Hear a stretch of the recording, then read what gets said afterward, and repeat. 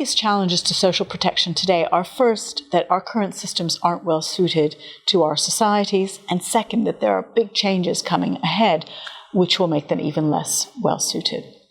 In terms of our current systems, they were designed for an era when people worked for one or two employers for their whole careers, where women took care of the young and the old and didn't necessarily engage in paid work, where people didn't live as long a life, where people got their education once early on in their career and then didn't revisit their educations again. Clearly that's not relevant for modern societies where women work, we live longer, we're less attached to our employers, we have to reskill multiple times over the course of our career.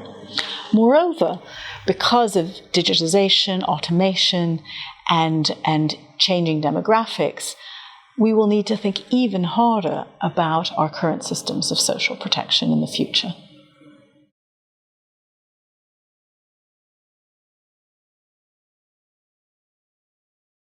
I think one of the most important insights from today's discussion is that relying on payroll taxes, which tax workers through their employment to provide their social protection in hard times, may not be well suited to the modern labor market.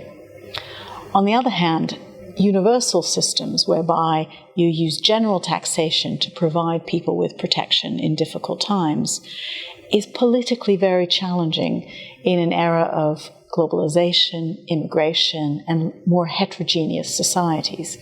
So finding the right way to finance our systems of looking after each other is a huge challenge.